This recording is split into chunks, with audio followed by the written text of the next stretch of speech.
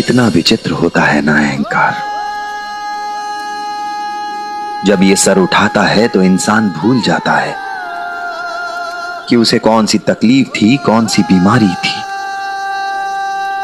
अगर याद रहता है तो बस सिर्फ ये कि किसे क्या मिला, कौन कितना आगे निकल गए। कि ईर्ष्या, आसक्ति, क्रोध, लोभ, मोह, वासना जैसे मानसिक विचारों से ग्रसित होना ही असली रोग है। उनकी चल रही है, ये लोग पत्थर क्यों नहीं मार रहे हैं? ए पाखंडे, कहीं तो लोगों के साथ फिर से छल कपट तो नहीं कर रहा है? नहीं कुलकर्णी सरकार,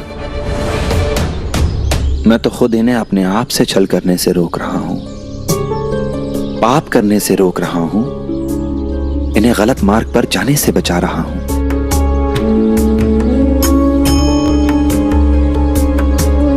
तुमने कहा कि तुलसा के जाने से तुम्हारी छत गिर गई। रस्सी टूटी थी इसलिए छज्जा पहले से ही हिल रहा था।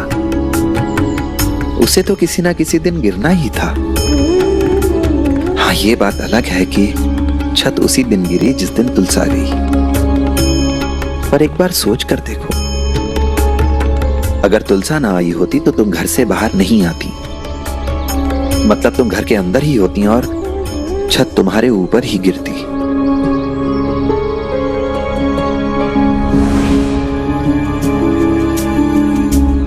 अब बताओ, तुम क्या सोचना बेहतर समझती हो?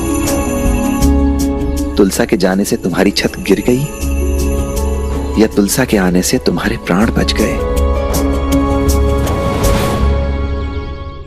लेकिन साईं, मेरा मुन्ना तो इसकी वजह से बीमार पड़ा था।